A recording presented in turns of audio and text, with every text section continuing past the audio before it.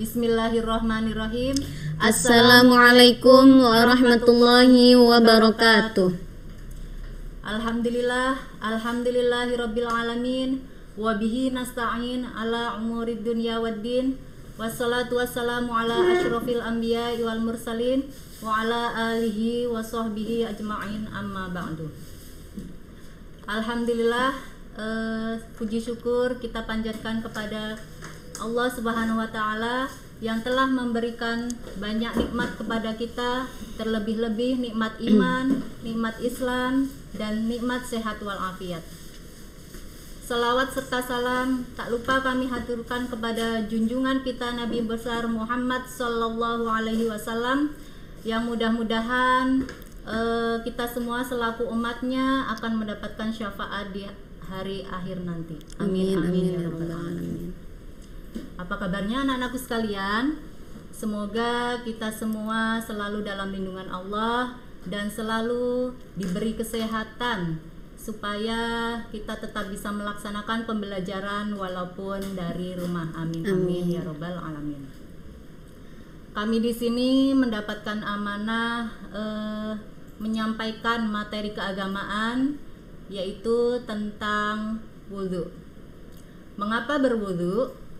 Karena salah satu syarat sahnya sholat yaitu dengan berwudhu atau mensucikan hadas besar dan hadas kecil. Begitu juga apabila wudhu kita tidak sah, maka sholat kita menjadi tidak sah. Oleh karena itu, kita mari belajar bersama-sama, mengingat bersama-sama kembali pembahasan tentang wudhu tersebut. Sebelumnya kita baca basmalah bersama-sama. Bismillahirrahmanirrahim. Baiklah, pada pembahasan wudhu kali ini yang akan kami bahas yaitu ada 4. Yang pertama, pengertian wudhu. Yang kedua, syarat sah wudhu. Yang ketiga, fardhu wudhu. Dan yang keempat adalah hal-hal yang membatalkan wudhu. Next. Nah, yang pertama yaitu tentang pengertian wudhu.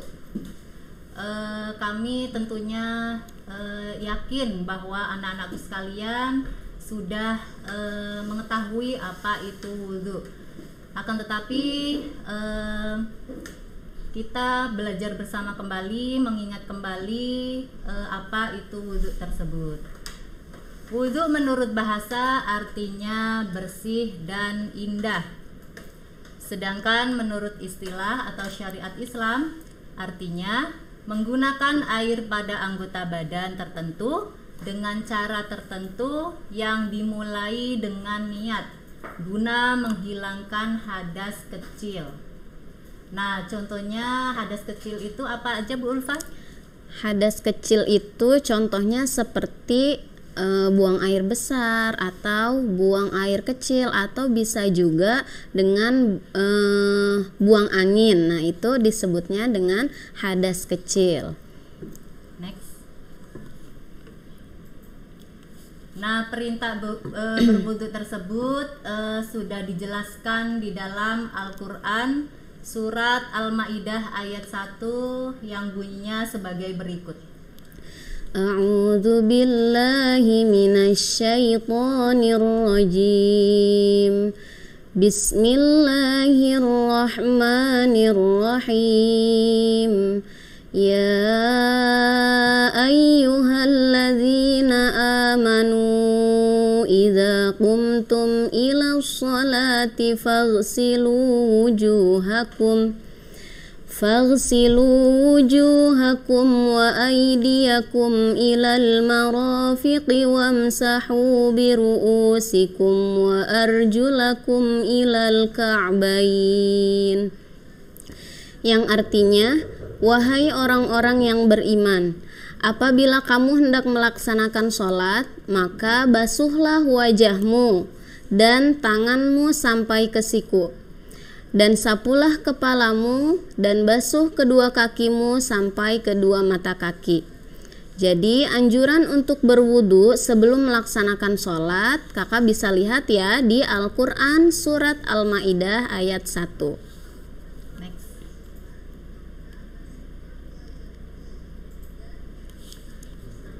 Nah, setelah kita belajar bersama tentang pengertian wudhu, kita lanjutkan kembali pembahasan kita yang kedua, yaitu tentang syarat sah wudhu. Apa itu syarat sah wudhu? Nah, jadi yang dimaksud dengan syarat sah wudhu ialah sesuatu yang menetapkan kepada sahnya wudhu, tetapi bukan bagian daripada wudhu tersebut. Maksudnya apa? Maksudnya syarat itu menentukan sah atau tidaknya wudhu, tapi dilaksanakan sebelum kita melakukan wudhu tersebut. Jadi sebelum kita melakukan wudhu tersebut, syarat-syaratnya harus sudah lengkap. Nah, syarat sah wudhu ini dijelaskan di mana ya, yang akan kita bahas yaitu ada di kitab Safinatun Najah karangannya Syekh Salim bin Sumair Al-Hadrami, yakni faslun syurutul wudu'i asyaratun al-islamu wat tamyizu wan niqa'u anil haidhi wan nifasi wa amma yamna'u wusulal ma'i ilal basyarati wa alla yakuna 'alal udwi ma yughayyirul ma'a wal ilmu bi fardiyatihi wa alla ya'taqida fardun min furudihi sunnatan wal ma'ut tahuru wa dukhulul waqti wal muwalatu lidaimil hadasi. Next. Jadi syarat sahnya wudhu itu ada 10 ya. Yang pertama adalah Islam. Yang kedua yaitu tamyiz. Apa itu tamyiz? Tamyiz ialah kita sudah mengetahui baik dan buruknya. Kita sudah mengetahui hal yang baik, kita sudah mengetahui hal yang buruk. Jadi tamyiz itu ialah orang yang sudah bisa membedakan antara hal yang baik dan hal yang buruk. Juga sudah bisa melakukan sesuatunya dengan sendiri. Sudah bisa makan sendiri, bisa minum sendiri, dan bisa melakukan hal-hal yang lain dengan sendiri. Dalam artian tidak lagi anak kecil, tapi sudah tamyiz, sudah mengerti dengan hal yang baik dan hal yang buruk. Nah, selanjutnya syarat sah wudhu yang ketiga yaitu suci dari haid dan nifas. Maksudnya, jadi yang dimaksud dengan haid dan nifas itu Bulfa yakin, Bulfa dan Bu Umi juga yakin bahwa kita sudah tahu ya apa itu haid dan nifas. Nah, bagi yang belum tahu, haid itu adalah darah yang keluar dari anak perempuan yang sudah balik. Ya, jadi kalau anak perempuan sudah balik itu biasanya keluar darah haid. Darah haid itu darah sehat ya teman-teman, jadi nggak usah takut kalau keluar darah haid. Nah, sedangkan darah nifas itu ialah darah yang keluar ketika ibu-ibu itu setelah melahirkan. Nah, itu disebutnya dengan darah nifas. Biasanya kalau haid itu waktunya 7 hari biasanya, tapi paling lama 15 hari. Sedangkan darah nifas itu keluar itu biasanya 40 hari. Betul Bumi? Iya. Iya, dan paling lamanya itu 60 hari. Nah, jadi syarat sah wudhu yang ketiga ini khusus perempuan ya. Ya. Nah, kita lanjut lagi syarat sah wudhu yang keempat, yaitu suci dari sesuatu yang dapat mencegah masuknya air ke kulit. Ya, jadi sesuatu yang dapat mencegah masuknya air ke kulit. Kita harus memastikan ketika berwudu itu air itu masuk ke kulit kita ya. Jadi jangan sampai ada sesuatu yang bisa mencegah masuknya air ke dalam kulit. Seperti apa? Seperti biasanya kita kalau nulis terus salah, biasanya kita pakai tip X. Nah, kalau tip X-nya kena salah satu dari anggota wudu, lalu kita berwudu dan kulitnya masih ada tip X-nya, nah itu berarti wudunya tidak sah. Kenapa? Karena tip X itu dapat mencegah masuknya air ke dalam kulit, atau bisa juga cat, bisa juga sisik ikan, bisa. Nah, dan lain-lain yang masih banyak ya teman-teman. Syarat sahnya wudhu yang kelima yaitu tidak ada sesuatu di salah satu anggota wudhu yang merubah keaslian air. Maksudnya bagaimana? Jadi diusahakan ketika kita hendak berwudu tidak ada salah satu anggota wudu kita yang terkena sesuatu yang bisa merubah keaslian daripada air. Kalau tadi nomor 4 itu kan yang bisa mencegah masuknya air ke kulit. Nah, sedangkan yang kelima ini adalah yang bisa merubah keaslian air.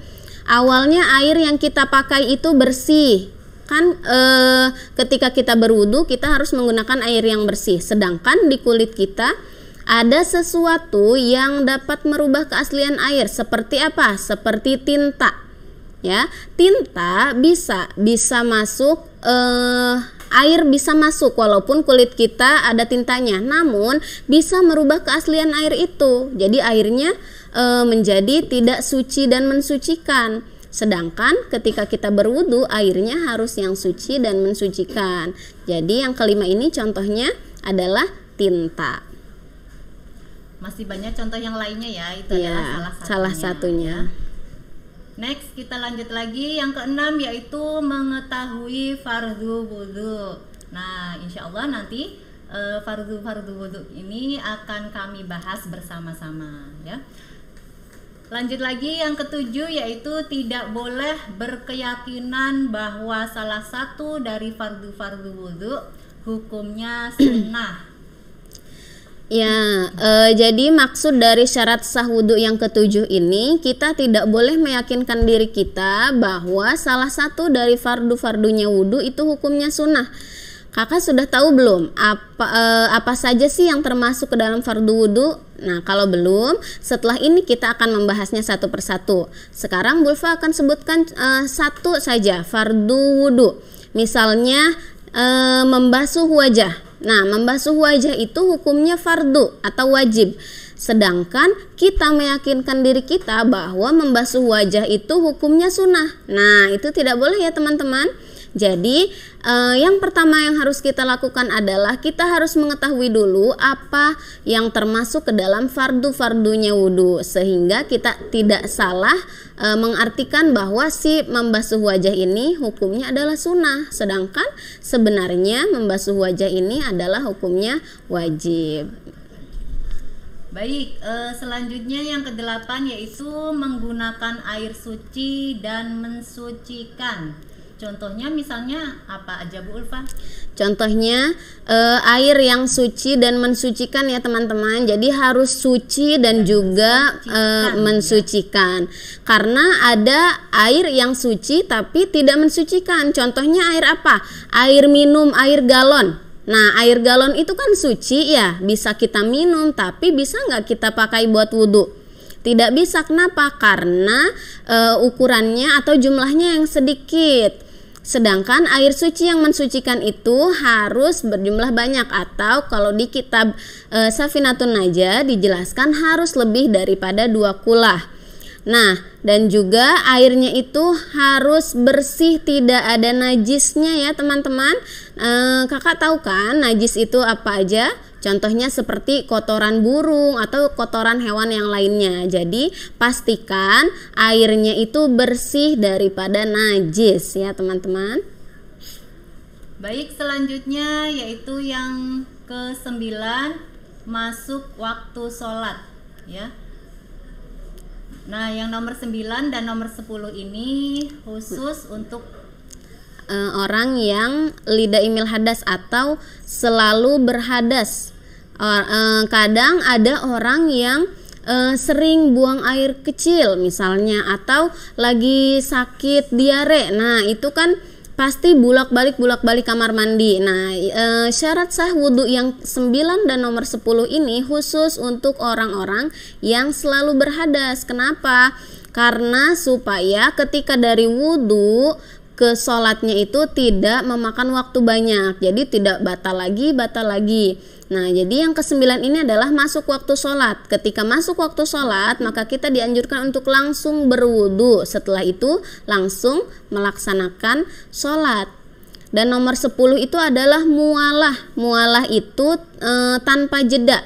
Jadi dari berwudu, dari anggota wudu satu ke anggota wudu yang lainnya tidak mempunyai jeda yang cukup panjang. Dan setelah berwudu kita juga harus langsung mengerjakan sholat. Karena apa? Karena tadi nomor 9 dan nomor 10 ini dikhususkan untuk orang-orang yang daimul hadas, yang selalu berhadas. Atau kakak tahu ya bahasanya beser. Nah itu yang suka bolak-balik ke kamar mandi terus, buang air kecil terus. Nah itu disebutnya daimul hadas, orang yang selalu berhadas. Itulah syarat sahnya wudhu ya yang perlu kita ketahui bersama. Kira-kira sudah paham apa belum ya teman-teman? Insya Allah sudah paham ya. Selanjutnya pembahasan kita yang ketiga yaitu tentang fardu wudhu. Apa sih yang dimaksud dengan fardu wudhu tersebut? Nah, kalau tadi kita sudah membahas syarat ya teman-teman. Tadi masih ingat gak syarat itu apa? Kalau syarat itu adalah sesuatu yang menetapkan sahnya wudhu tapi bukan bagian daripada wudhu tersebut. Nah, sedangkan yang disebut dengan fardu ialah sesuatu yang dapat menetapkan sahnya wudhu dan termasuk bagian daripada wudhu tersebut. Paham nggak teman-teman? Jadi kalau tadi syarat itu kita laksanakan sebelum kita melaksanakan wudhu. Sedangkan fardu wudhu adalah kegiatan berwudhunya dari mulai niat sampai membasuh kaki atau yang terakhir adalah tertib. Nah, fardu wudhu tersebut ya sudah dijelaskan dalam kitab Safinatun Najah karangan dari Syekh Salim bin Sumair Al-Hadrami. Berikut adalah penjelasannya. Bismillahirrahmanirrahim. Faslun furudul wudu sittatun. Al-awwal an-niyatu. Atsani ghuslul wajhi. Atsalits ghuslul yadain ma'al mirfaqain. Ar-rabi' mashu syai'in minar ra'si. Al-khamis ghuslur rijlain ma'al ka'bain. As-sadis at-tartib. Nah, jadi fardu wudhu itu ada 6. Yang pertama adalah niat. Yang kedua membasuh wajah. Yang ketiga membasuh kedua tangan sampai siku. Yang keempat adalah membasuh sebagian kepala. Yang kelima membasuh kedua kaki sampai mata kaki. Yang keenam adalah tertib. Nah, di sini kami akan bahas satu persatu dari niat terlebih dahulu. Nah, tadi sudah Bu Umi sebutkan bahwa fardu wudhu itu ada 6, yaitu yang pertama adalah niat. Tentunya teman-teman sudah hafal semua dong ya niat wudhu tersebut ya. Nah, niat ini dibacanya ketika apa sih Bu Ulfa? Nah, niat itu dibaca ketika sebelumnya kita harus tahu dulu apa sih itu niat. Nah, niat itu adalah qasdu syai'in muqtarinan bi fi'lihi, sesuatu yang dikerjakan berbarengan dengan pekerjaan tersebut. Kapan sih kita membacanya? Nah, wa mahalluha al-qalbu, dan tempatnya niat itu adalah di dalam hati.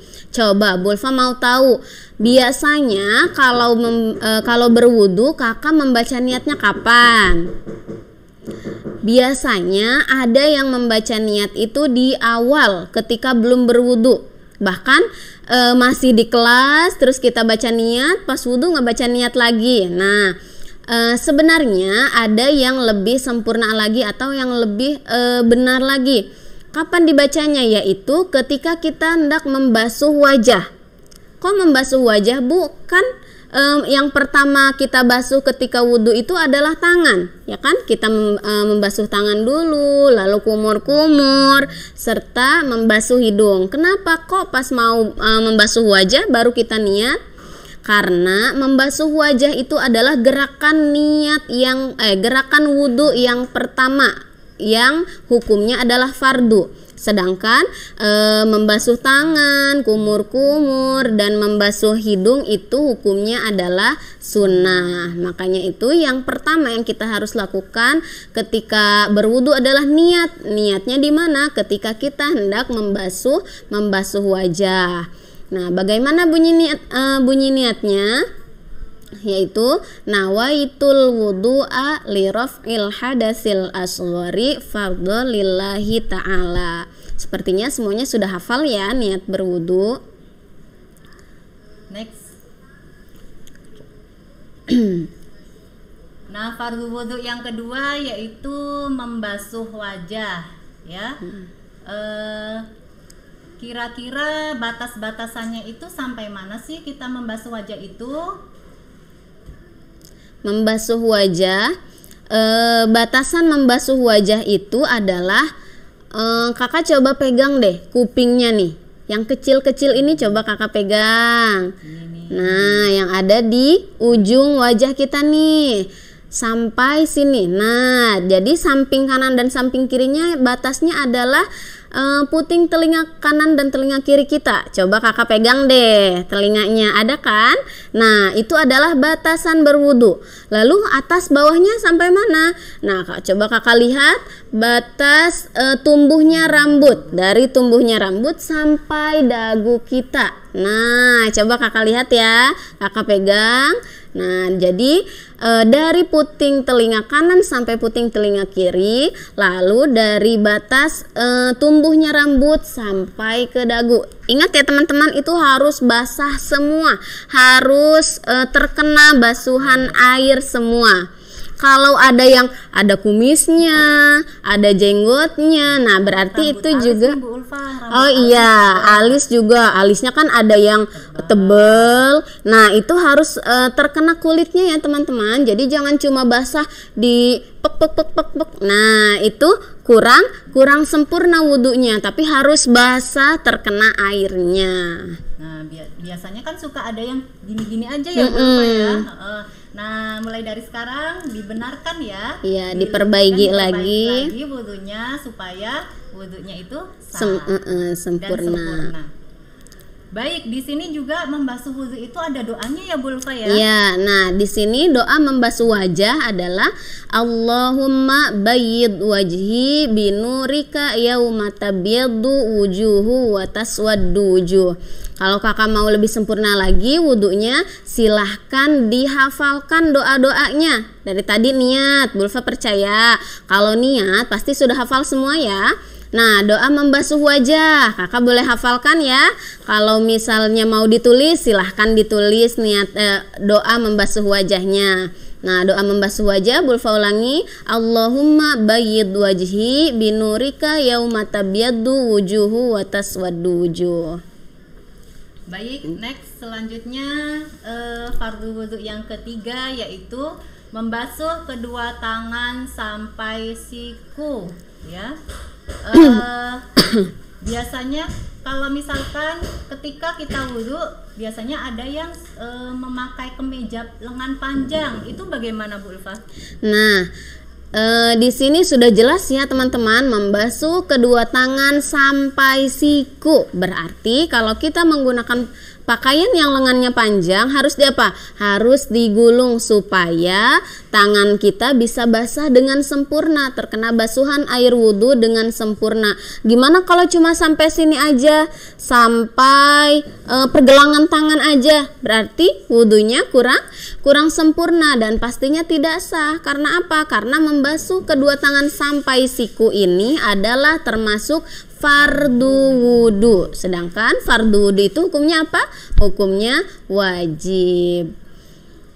Nah, seperti yang kedua, membasuh kedua tangan sampai siku juga ada doanya loh Bu Ulfa. Doa membasuh tangan kanan yaitu Allahumma a'tini kitabi biyamini wa hasibni hisabay yasira. Dan doa membasuh tangan kiri ialah Allahumma la tu'tini kitabi bishimali au min wara'i zohri. Kenapa sih Bu kok ada doa-doanya Karena berwudu itu bukan hanya sekedar kita berwudu, tapi kita meminta perlindungan kepada Allah dari siksaan-siksaannya. Nah, kalau kakak bisa tahu arti daripada doa-doa wudu ini, pasti dengan sendirinya kakak mau membaca doa wudu tersebut. Dari doa yang tadi, doa membasuh wajah, kita meminta kepada Allah supaya nanti pada hari kiamat itu wajah kita diputihkan atau diberikan cahaya, tidak sama dengan wajah-wajah orang kafir yang menjadi hitam legam. Ya, jadi itulah fungsinya doa-doa tersebut. Jadi pas kita berwudu, kita berdoa, ya Allah, janganlah Engkau jadikan wajah ini menjadi hitam legam seperti wajah-wajah orang kafir nanti di hari kiamat. Nah, misalnya nih, Bu, saya belum hafal doanya, bagaimana Bu? Nah, mulai sekarang nanti kakak bisa menghafalnya ya, satu persatu supaya nanti wudhunya tambah afdol ya. Iya. Next, selanjutnya fardu wudhu yang keempat yaitu membasuh sebagian kepala. Caranya bagaimana sih Bu Ulfa? Nah, caranya adalah membasuh sebagian kepala. Kalau untuk perempuan boleh hanya sedikit, yang penting ada yang dibasuh dari sebagian kepala kita. Ingat ya teman-teman, sebagian kepala. Jadi walaupun cuma sedikit, yang penting ada yang dibasuh. Nah, ada sunahnya untuk anak laki-laki, membasuh sebagian kepala itu dibasuh menggunakan air. Nah, dari sini dibasuh ke belakang, lalu dari belakang ditarik lagi ke depan. Nah, itu sunnah untuk anak laki-laki, tidak untuk perempuan ya, karena kalau perempuan biasanya rambutnya panjang, jadi nggak apa-apa. Kalau perempuan hanya sebagian dari rambut kepala saja. Ya, itulah membasuh sebagian kepala ya. Tapi membasuh sebagian kepalanya tidak langsung dikucurkan dari keran ya teman-teman. Iya, ya. betul. Kan Bu Ulfa dan Bu Umi suka melihat nih ada teman-teman yang membasuh kepalanya dibasahin semua, tapi sampai basah bajunya. Dikucurkan dari kerannya. Tidak seperti itu ya teman-teman. Tapi seperti yang Bu Ulfa tadi contohkan. Baik, selanjutnya ya doanya apa ya Bu Ulfa? Doanya sama ya teman-teman, membasuh sebagian kepala juga ada doanya. Doanya adalah Allahumma harrim sya'ri wa basyari 'alan nar. Nah, artinya adalah ya Allah, haramkanlah rambutku dan kepalaku itu dari siksa api neraka. Mau kan kita terhindar dari siksa api neraka? Maka jangan lupa untuk membaca doanya mulai dari sekarang, karena sudah tahu maka harus diamalkan sedikit-sedikit ya teman-teman. Nggak usah langsung dihafalkan semua, satu hari satu doa, insya Allah dalam waktu seminggu sudah hafal semua doa wudhu ya. Tapi bukan dihafal aja ya Bu Ulfa ya, iya, dipraktekkan setiap hari supaya kita tetap hafal doa-doanya dan mempraktekannya ketika kita sedang berwudu. Nah, selanjutnya fardu wudu yang kelima yaitu membasuh kedua kaki sampai mata kaki. Nah, ini caranya bagaimana Bu Ulfa? Nah, membasuh kedua kaki sampai mata kaki ya teman-teman. Ingat, sampai mata kaki. Jadi tetap ada batasnya. Nah, membasuh kaki ini coba kakak lihat kakinya. Kakinya kan ada jarinya, misalnya ini adalah jari kaki. Nah, jari kakinya itu harus di sela-sela. Jari kelingking masuknya ke sela-sela antara jari jempol dan jari telunjuknya kaki. Jadi di sela-sela semuanya, supaya apa? Supaya kotoran-kotoran yang ada di sela-sela jari kakinya itu bersih. Jadi jangan cuma dibasahin sekedarnya aja ya, tapi harus dibasuh dan di sela-sela jarinya sampai ke telapak kaki. Supaya apa? Supaya bersih, supaya najisnya hilang. Karena berwudu itu adalah cara kita supaya kita bersih daripada hadas kecil. Kalau hadasnya belum bersih, berarti nanti hadasnya dibawa ke sholat. Sholatnya menjadi sah atau enggak? Enggak. akan sia-sia ya Bu Ulfa ya, Iya. sholatnya, wudhunya, sholatnya nanti akan sia-sia ya. Betul. Sedangkan berwudhu atau bersuci menghilangkan hadas kecil ini kita lakukan setiap hari, sehari aja. Sehari. Dalam wajibnya untuk melaksanakan sholat wajib 5 kali, 5 belum kali. wudhu yang lainnya. Iya, ya. betul. Next, doanya apa ya Bu Ulfa untuk membasuh kaki kanan? Nah, karena kaki kita ada 2, sama seperti tadi ya, tangan ya, berbeda antara kanan dan kiri. Doa membasuh kaki kanan adalah Allahumma tsabbit qadamayya ala siratim mustaqim yauma tsabbitu fihi aqdama ibadikas sholihin. Sedangkan doa membasuh kaki kiri ialah Allahumma la tazillu qadamayya ala sirati finnar yauma tazillu fihi aqdamul munafiqina wal musyrikin. Kita berdoa kepada Allah supaya kaki kita tetap dilangkahkan kepada jalan yang benar, jalan yang lurus, sebagaimana kita ingin nanti ketika kita di akhirat kaki kita melangkah ke siratal mustaqim, lurus, dan nantinya akan masuk surga. Jangan kita berdoa kepada Allah untuk supaya kaki kita tidak dilangkahkan kepada golongan-golongan orang munafik dan yang musyrik. Baik, selanjutnya fardu wudhu yang terakhir adalah tertib. Yang dimaksud tertib itu apa? Nah, yang terakhir ya teman-teman, fardu wudhu yang terakhir adalah tertib. Tertib itu adalah taqdimu ma haqquhu an tuqaddama wa ta'khiru ma haqquhu an tuakhkhara. Mendahulukan apa yang harus didahulukan dan mengakhirkan apa yang harus diakhirkan. Atau gampangnya tertib itu ialah berurutan. Nah, karena tadi sudah tahu ya, dari nomor 1 sampai nomor 5. 1 adalah niat. Setelah niat membasuh wajah. Setelah membasuh wajah apa? Membasuh kedua tangan sampai siku. Yang keempat tadi apa Bumi?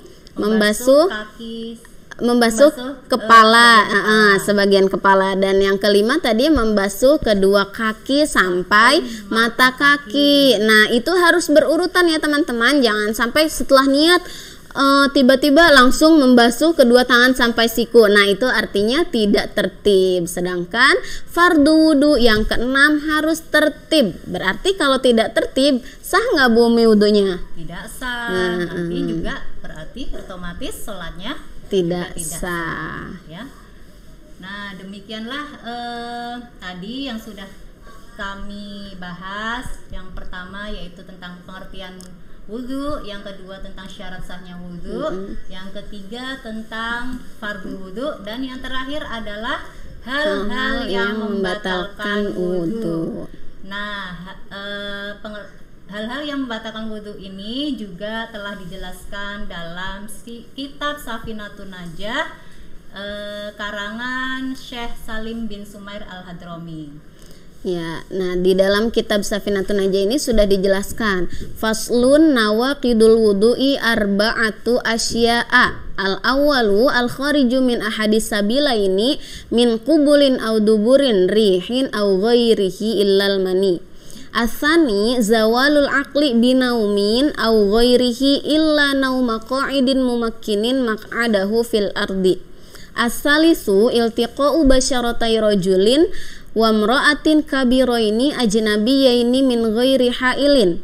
Ar-rabi'u massu qubulil adami aw halqati duburihi bi batnir rohati aw butunil asabi'i.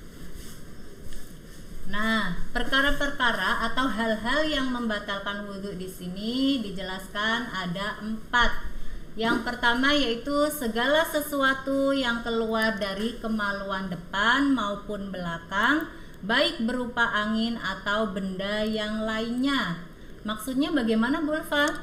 Nah, maksudnya adalah ketika kita buang air besar atau buang air kecil, nah berarti itu adalah ada sesuatu yang keluar dari kemaluan kita, baik kemaluan depan ataupun kemaluan belakang. Kemaluan depan contohnya buang air kecil, kemaluan belakang contohnya buang air besar ataupun buang angin. Nah, kalau kita melakukan hal-hal tersebut berarti batallah wudhu kita. Berarti harus wudhu ulang ya Bu? Iya, harus wudhu kembali karena wudhu yang tadi kita sudah batal. Baik, perkara-perkara yang membatalkan wudhu yang kedua yaitu hilangnya akal atau kesadaran disebabkan karena tidur atau yang lainnya, kecuali tidurnya seseorang dalam posisi duduk yang menetapkan tempat duduknya di bumi. Nah, ini maksudnya apa Bu Ulfa kira-kira? Nah, jadi ketika orang kehilangan akalnya, baik itu karena tidur atau karena pingsan atau karena gila. Nah, orang gila juga kan akalnya hilang ya. Maka dari itu wudhu kita batal. Jadi ketika kita tidur, kita kan gak kerasa tuh kita buang angin kah. Nah, itu bakalan gak kerasa. Berarti wudhu kita batal. Jadi ketika kita kehilangan akal, hilang akal yang disebabkan baik itu karena tidur, ataupun pingsan, gila, nah itu membatalkan wudhu. Jadi ketika kita misalnya nih kita mau sholat, udah berwudhu, tahu-tahu kita pusing, terus pingsan.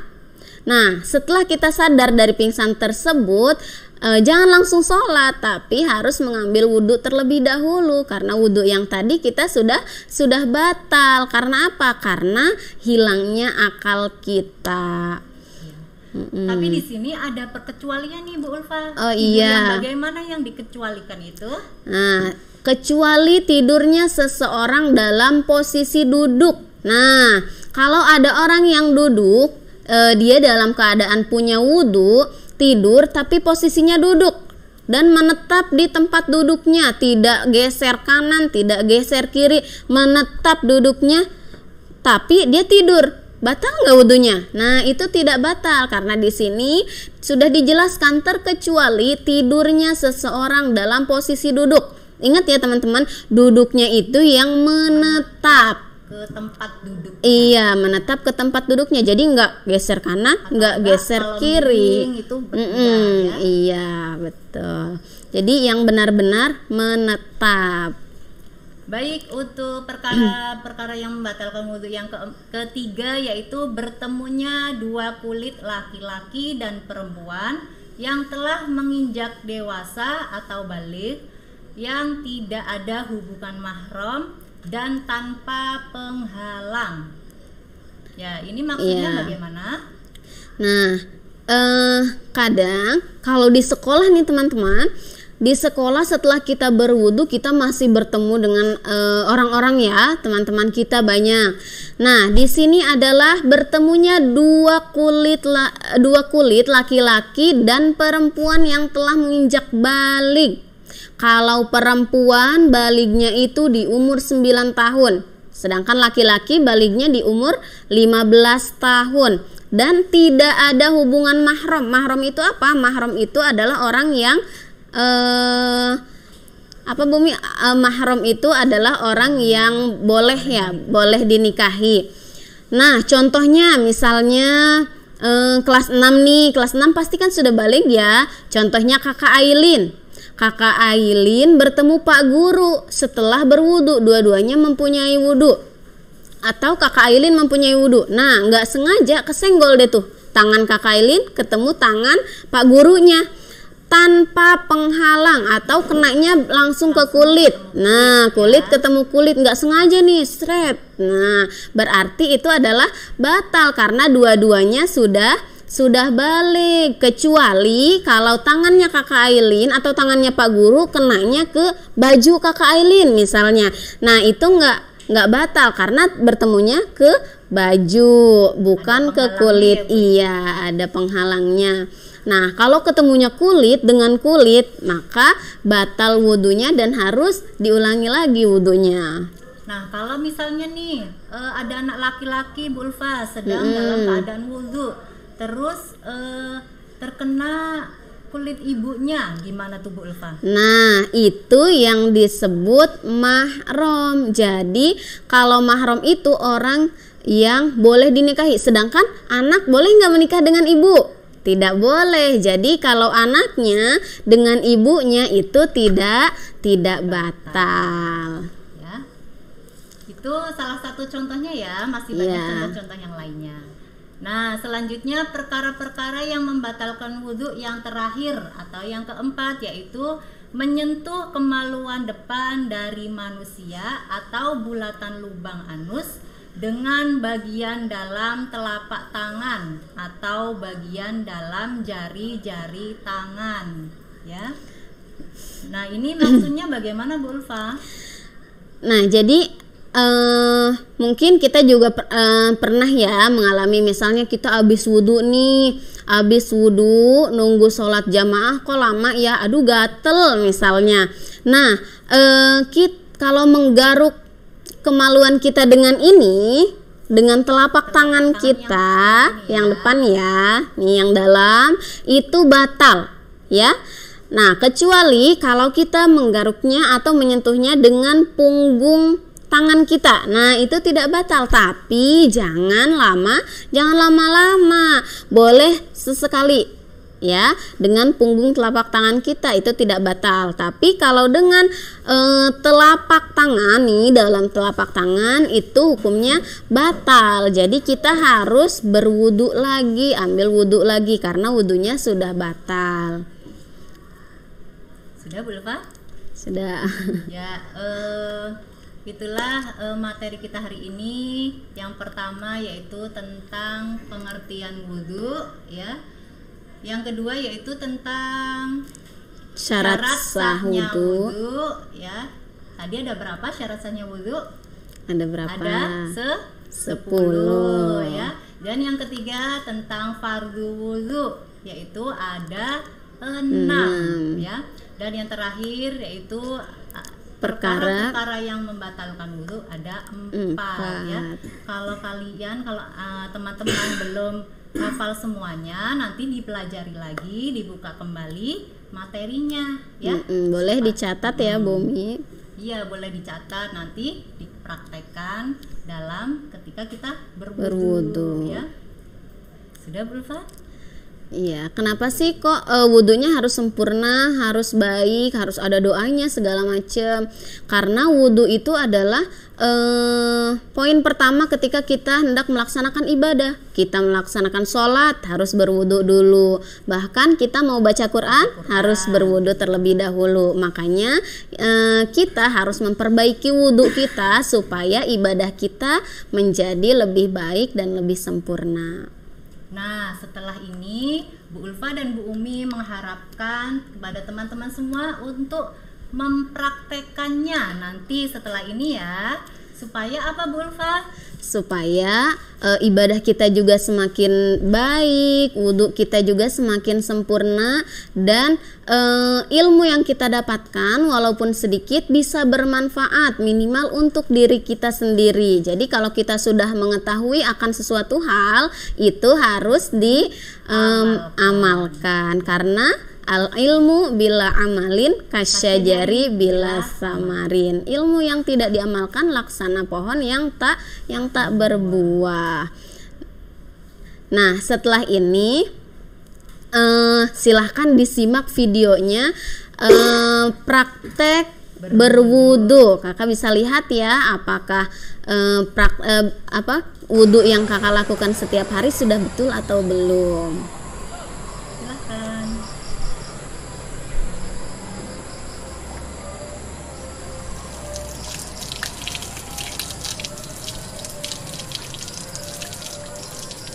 Ya, bisa dilihat ya teman-teman tata cara dari mulai membasuh tangan, kumur-kumur, membasuh hidung, sampai membasuh kaki.